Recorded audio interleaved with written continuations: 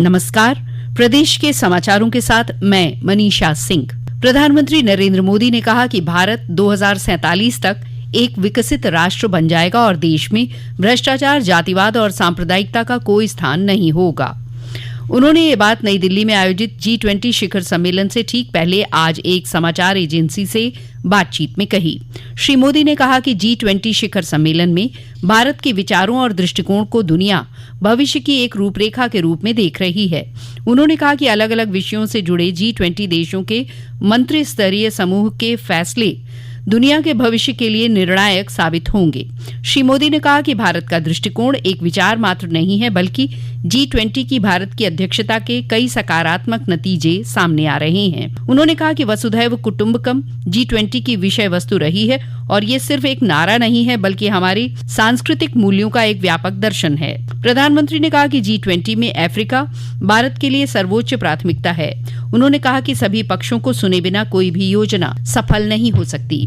प्रधानमंत्री ने कहा कि विभिन्न क्षेत्रों में चल रहे संघर्षों का एकमात्र समाधान बातचीत और कूटनीति है। श्री मोदी ने कहा कि G20 की अध्यक्षता से इतर रहकर भी भारत विश्व शांति के लिए हर प्रयास को समर्थन देता रहेगा। मुख्यमंत्री योगी आदित्यनाथ ने अपने गोरखपुर प्रवास के दौरान आज तीसरे दिन गोरखनाथ मंदिर में आयोजित जनता दर्शन कार्यक्रम में नगर और आसपास के जिलों से आए सैकड़ों लोगों की समस्याओं और शिकायतों को सुना। उन्होंने इस दौरान कहा कि जन समस्याओं का समुचित निस्तारण राज्य सरकार की प्राथमिकताओं में शामिल है और इस सिलसिले में किसी भी तरह की शिथिलता बर्दाश्त नहीं की जाएगी। उन्होंने मौके पर मौजूद अधिकारियों को जन समस्याओं को वरीयता के आधार पर निस्तारित करने का निर्देश दिया। श्री योगी ने कहा कि सभी समस्याओं का त्वरित और संतुष्टिपरक निस्तारण किया जाए और शिकायतकर्ताओं को इसका सही फीडबैक जरूर लिया जाए। मुख्यमंत्री ने अधिकारियों से कहा कि जमीनों पर अवैध कब्जे, महिला सुरक्षा और निर्बल वर्ग के उत्पीड़न से संबंधित शिकायतों को प्राथमिकता के आधार पर निपटाया जाए। मऊ जिले में घोसी विधानसभा सीट के उपचुनाव के लिए प्रचार आज शाम थम गया है। इस सीट के लिए आगामी 5 सितंबर को मतदान कराया जाएगा और मतगणना 8 सितंबर को होगी।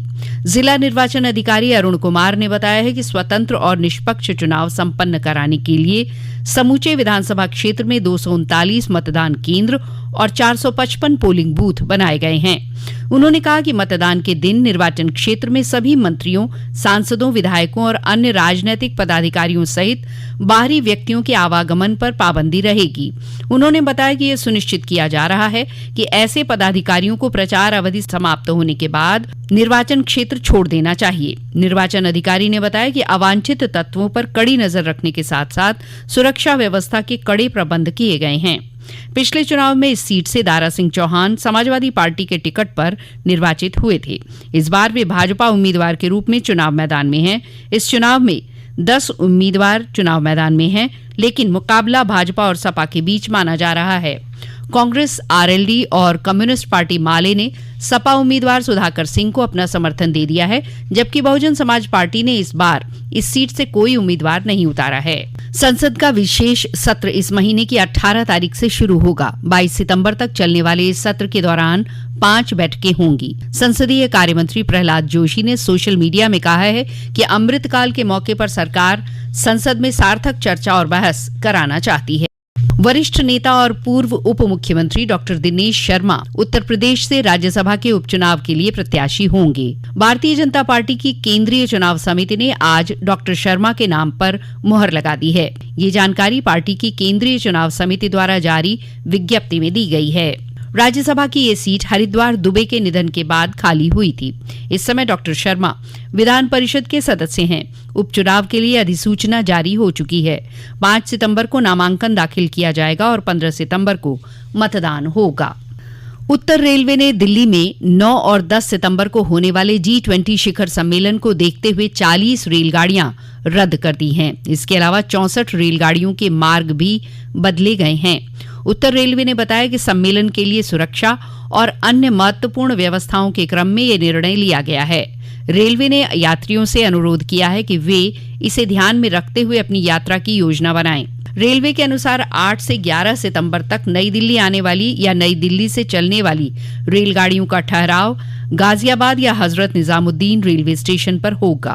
उत्तर रेलवे मुरादाबाद रेल मंडल के वरिष्ठ वाणिज्यिक प्रबंधक सुधीर सिंह ने बताया है कि इस आयोजन की वजह से मुरादाबाद मंडल में संचालित 4 रेलगाड़ियां रद्द रहेंगी, जबकि 6 रेलगाड़ियों के टर्मिनल स्टेशनों में अस्थायी बदलाव किया गया है और 5 रेलगाड़ियों को अतिरिक्त ठहराव दिया जाएगा।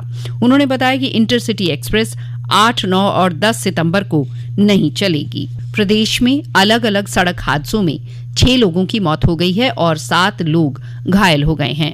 पीलीभीत में आज तड़के एक मार्ग दुर्घटना में 3 महिलाओं सहित 4 लोगों की मौत हो गई और 2 लोग गंभीर रूप से घायल हो गए।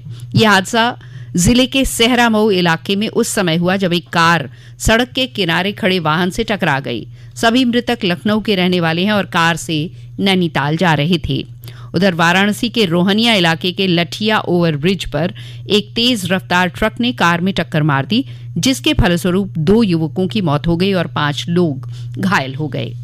G20 में भारत की अध्यक्षता का उत्सव श्रृंखला में आज आकाशवाणी लखनऊ ने वॉक फॉर वाटर, जल के लिए चल अभियान का आयोजन किया। इस अवसर पर मुख्य सचिव दुर्गाशंकर मिश्र ने इस अभियान को हरी झंडी दिखाकर रवाना किया।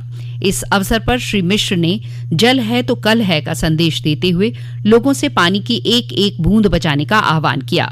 शहर के गोमती नगर स्थित 1090 चौराहे से शुरू होकर ये वॉक आसपास के रास्तों से गुजरते हुए गांधी सेतु होकर 1090 चौराहे पर खत्म हुई।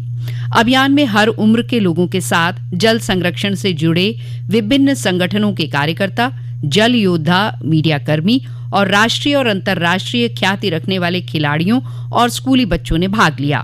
कार्यक्रम प्रमुख मीनू खरे ने बताया कि इस अभियान का उद्देश्य पानी के बारे में जागरूकता फैलाना और जल संरक्षण के महत्व पर जोर देना है।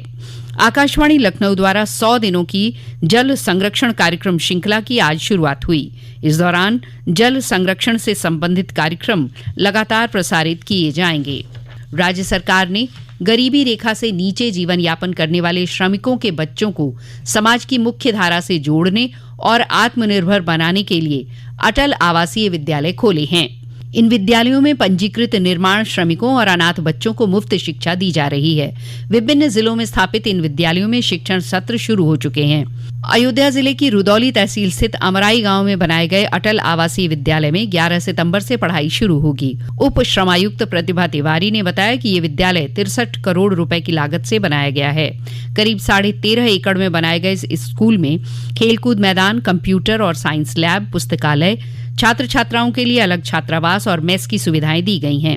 उन्होंने बताया कि पहले साल कक्षा 6 में 80 विद्यार्थियों का दाखिला हो चुका है और भविष्य में कक्षा 6 से 12 तक की लगभग 1000 बच्चे एक साथ शिक्षा ग्रहण कर सकेंगे।